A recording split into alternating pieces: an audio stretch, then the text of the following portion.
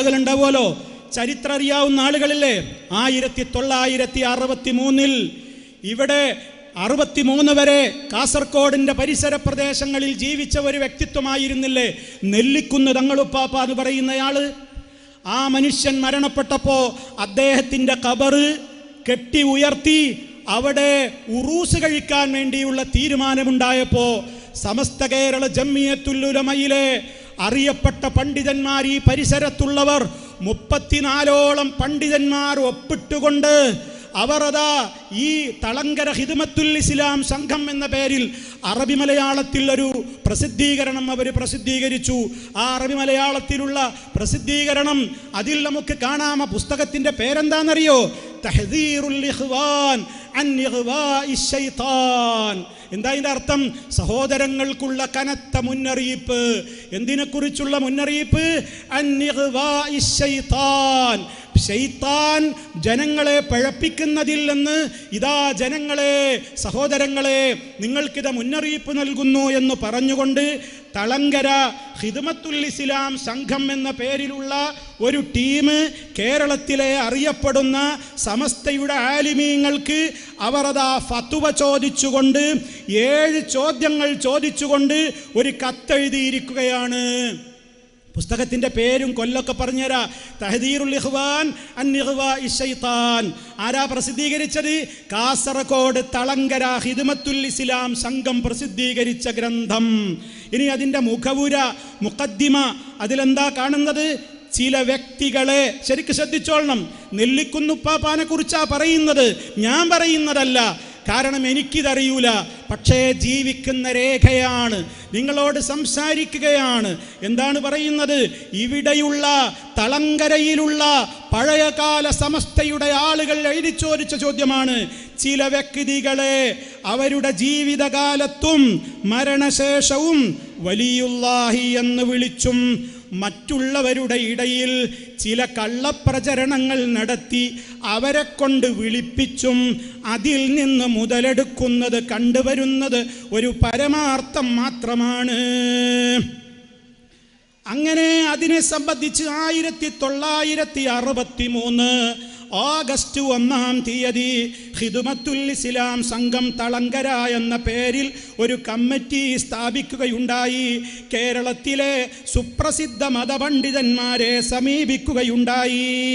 ഇതിൻ്റെ ആമുഖത്തിൽ നിന്നാണ് ഞാൻ വായിക്കണം കേട്ടോ. എന്നിട്ട് അതിൽ അവസാനം പറയണം, ആമുഖത്തിൽ ഈ ഗ്രന്ഥത്തിൽ ഫത്വ നൽകിയിട്ടുള്ള മഹാന്മാരായ മുഫ്തികൾക്കും ഒപ്പുവെച്ച പണ്ഡിതന്മാർക്കും മറ്റെല്ലാവർക്കും അല്ലാഹു വലിയ പ്രതിഫലം നൽകട്ടെ എന്ന ആശയം പറഞ്ഞിട്ട് എന്ന് ഖിദ്മത്തുൽ ഇസ്ലാം സംഘം തളങ്കര കാസർഗോഡ് സെക്രട്ടറി ഖിദ്മത്തുൽ ഇസ്ലാം സംഘം ഡേറ്റ് 12/3/64 1964.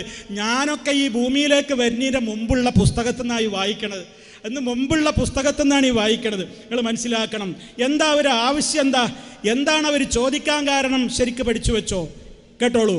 എന്നാൽ ഈയിടെ 1 കൊല്ലത്തിന് മുമ്പ് നെല്ലിക്കുന്ന് ജുമഅത്ത് പള്ളി ഖബർസ്ഥാനിൽ മറയടക്കം ചെയ്യപ്പെട്ട ഉപ്പാപ്പ എന്ന പേരിൽ അറിയപ്പെടുന്ന ആളുടെ ഹയാത്ത് കാലത്ത് കാണപ്പെട്ടിരുന്ന സ്ഥിതിഗതികളെ സംബന്ധിച്ചും മരണശേഷം ഖബറുങ്ങൾ നടന്നു കാണുന്ന അനീതിയായ കർമ്മങ്ങളെ സംബന്ധിച്ചും ഇന്ന് കേരളത്തിലുള്ള പണ്ഡിത ശിരോമണികളായ ഉലമാക്കളോട് ഞങ്ങൾ എഴുതി ചോദിച്ച ചോദ്യങ്ങളും അവരിൽ നിന്ന് ഞങ്ങൾക്ക് ലഭിച്ചതായ ഫത്വകളുമാണ് താഴെ ചേർക്കുന്നത്.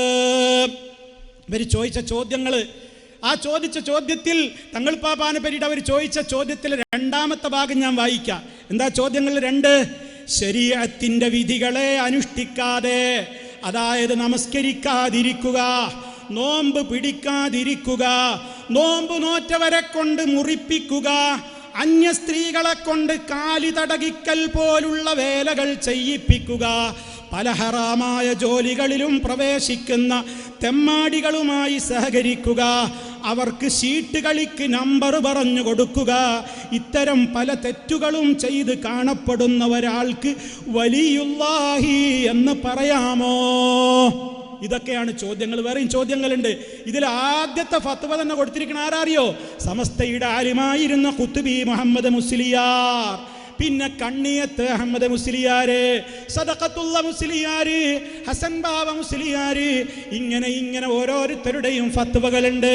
ആ പുസ്തകമൊക്കെ പരിശോധിച്ചിട്ട് ഈ കാസർഗോഡ് ജില്ലയിലും പരിസരങ്ങളിലുമുള്ള 34 പണ്ഡിതന്മാര് അന്ന് ഇതൊക്കെ ഞങ്ങളും അനുകൂലിക്കുന്നു എന്ന് പറഞ്ഞുകൊണ്ട് ഒപ്പുവെച്ചതായും ഈ പുസ്തകത്തിൽ പറയുന്നുണ്ട്.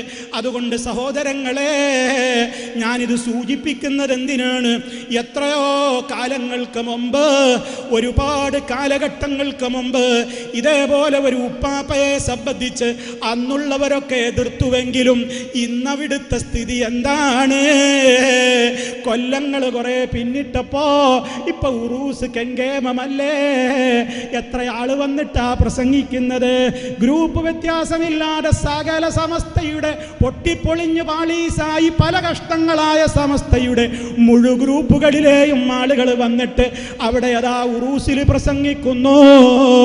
അതേ, അന്നത് വേണ്ട എന്നും അന്ന് അയാളൊരു ശരിയായ വലിയാണെന്നും പറയാൻ വകുപ്പ് കാണുന്നില്ല എന്ന് അന്ന് പറഞ്ഞതൊക്കെ കാലം കുറെ കഴിഞ്ഞപ്പോ ഇന്ന് എവിടെ പോയി? ഇതേ അവസ്ഥ പനമരം ഉപ്പാപ്പാക്കും വരും എന്നാണ് ഞങ്ങൾ പറഞ്ഞത്. അതാണ് ഞങ്ങൾക്കുള്ള ഭയവും.